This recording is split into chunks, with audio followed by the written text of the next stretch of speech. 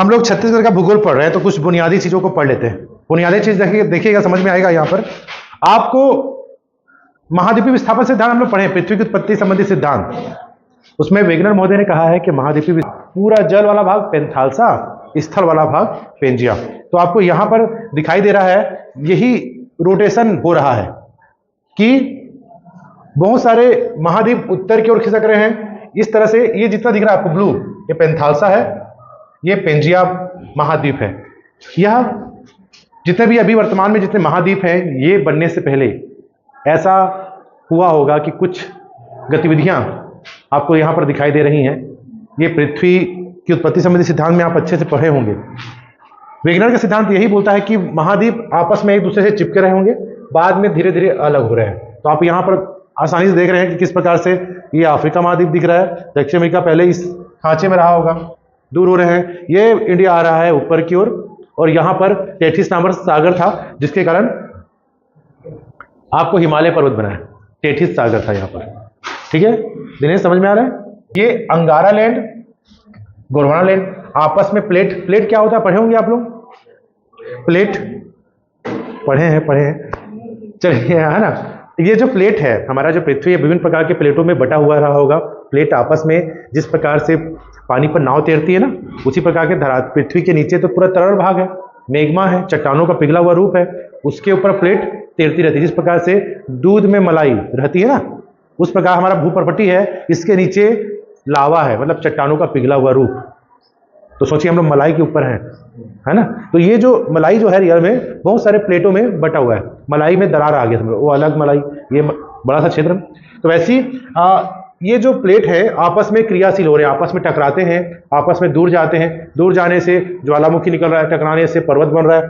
तो ये आपस में जो हमारा गोंडवाना लैंड है और ये अंगारा लैंड है, आपस में संकुचित होते हैं, है ना, और ये टकराते हैं।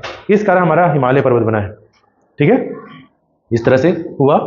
ये पूरी तरह से हमारा वर्तमान में विश्व ऐसा ही दिखता है। देखिए, इसको बनने में करोड़ों अरबों साल लगे होंगे, तब जाके ऐसा आया। आखिर हम देखते हैं कि धरातल में बहुत सारे प्रकार के उच्चावच होते हैं। पर्वतीय क्षेत्र होता है, एक पर्वतीय क्षेत्र है जिसको आप दिखाए जा सकते हैं कि पर्वत क्या होता है, आसपास के क्षेत्र से ऊंचा स्थान होता है। और ये पठार है जिसको प्लाटू कहते हैं, ये प्लेन होता है जिसको मैदान कहते हैं, और ये समुद्र तल है, ठीक है। तो यहां पर आप लोग इसको पढ़ चुके हैं। पर्वत किसे कहते हैं? पहाड़ और पर्वत में अंतर होता है। पर्वत मतलब जिसकी ऊंचाई 1000 मीटर से ऊंची होती है, जिसकी एक चोटी होती है, जैसे कि इनकी, तो इनको पर्वत कहते हैं, ठीक है। हम धरातल में देखते हैं कि जो पर्वत है आसपास के क्षेत्र से ऊंचा स्थान है, पर्वत कहलाता है। पर्वत के, है ना, पर्वत को देख लीजिए। और पठार किसे कहते हैं?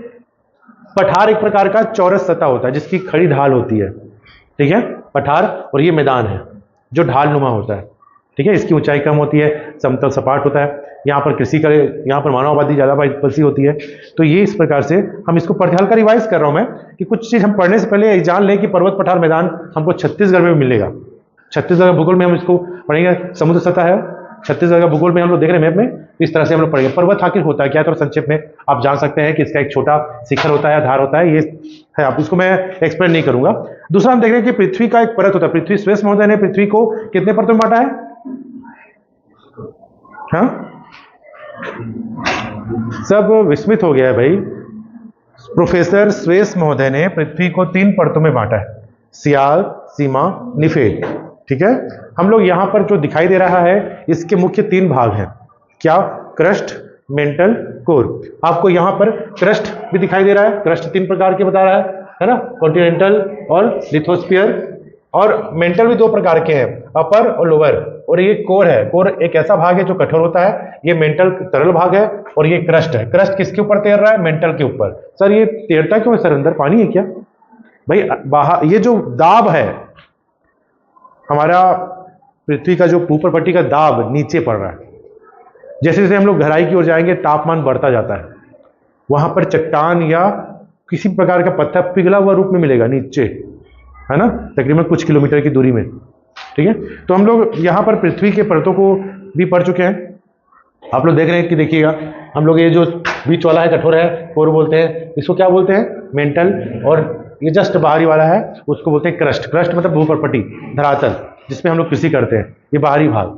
ठीक है, मैंने बोला ना मलाई है ना, मलाई के नीचे दूध है, पिघला हुआ है दूध, और मलाई के ऊपर अगर मच्छर गिर गया तो चल रहा है आराम से। तो ऐसे आप मच्छर हो लग रहा है, भूपर्पटी में आप हो, है ना। तो इस प्रकार से तप्त लावा है। लावा क्या होता है सर? हाँ, ये सब आपको जानना है। तप्त मतलब गर्म लावा, चट्टानों का पिघला हुआ रूप होता है, कहाँ पर? मेंटल में, है ना। इसको मेग्मा बोलते हैं। जब पृथ्वी के अंदर वो होता है उसको मेंटल कहते हैं, जैसे ही वो बाहर आता है ज्वालामुखी के रूप में पड़ता है वो लावा कहलाता है ना। तो ये कोर है, फिर से क्लियर करें, मेंटल है ना, और क्रस्ट है। 3 प्रकार के हैं। आपको ज़्यादा समझाना नहीं है क्योंकि हमको छत्तीसगढ़ का भूगोल पढ़ना है। कुछ बेसिक चीज़ों को हमको जानना जरूरी, क्योंकि ये इसके जरिए हम लोग जानेंगे कि छत्तीसगढ़ का जो चट्टान है वह कैसा है। तो हम लोग देखते हैं चट्टानों का वर्गीकरण, देखते हैं चट्टान क्या होता है। ठीक है, चट्टानों का यहाँ प्रकार बता रहा है, चट्टानों का वर्गीकरण बता रहा है। ठीक है, चट्टान 3 प्रकार के होते हैं, आग्नेय, अवसादी, कायांतरित। ठीक है, आग्नेय चट्टान, अवसादी चट्टान, कायांतरित चट्टान हम लोग पढ़े हैं। आग्नेय का अर्थ होता है आग से उत्पन्न चट्टान। हमारा पृथ्वी जब आग का गोला था, समझ में आ रहा है कि नहीं? हाँ? नहीं आ रहा है? जब पृथ्वी आग का गोला था, है ना, पूरी तरह से सब चीजें क्या थी वहां पर? पिघली हुई अवस्था में थी। उसका ठंडा होना, ठंडे होने से क्या बनता है? आग्नेय। तो आग्नेय चट्टान प्राथमिक चट्टान है, ये सबसे गहराई में पाई जाती है, गहरी प्राथमिक चट्टान है, प्राचीनतम चट्टान है। आगे पढ़ेंगे। ये 2 प्रकार की होती है, अंतर्भेदी आग्नेय चट्टान और बाह्य आग्नेय चट्टान। अंतर्भेदी मतलब धरातल के अंदर, पृथ्वी के अंदर जो मौजूद है उसको अंतर्भेदी, अंदर। ठीक है, उदाहरण ले लीजिएगा कि आपने कुछ पानी पूरी खाया है, पिज्जा बर्गर खाया है, वो आपके अंदर गया, वो दिख रहा है क्या? है ना, अंतर्भेदी है, अंदर गया ना, अंदर गया। तो आग्नेय चट्टान में क्या होता है? आग्नेय चट्टान, अंतर्भेदी आग्नेय चट्टान धरातल के अंदर है, दिखाई नहीं देता, नीचे है ना, जमीन के अंदर है। और बाह्य आग्नेय चट्टान कुछ बाहर ही आ जाती है, जिसको बेसाल्ट चट्टान कहते हैं। अंदर है तो ग्रेनाइट चट्टान, बाहर है तो बेसाल्ट चट्टान। ये तो बेसिक चीज है। पताली चट्टान, मध्यवर्ती चट्टान, अवसादी चट्टान को सेडिमेंट्री रॉक बोलते हैं। ठीक है ना, मैं इसको बहुत संक्षेप में बता रहा हूँ। कायांतरित चट्टान या मेटामॉर्फिक होता है, जैसे कि ईंट बनाए कभी आप लोग? अरे ईंट मतलब छत्तीसगढ़ी बोलते हैं ईंटा। ईंट कैसे बनाते हैं?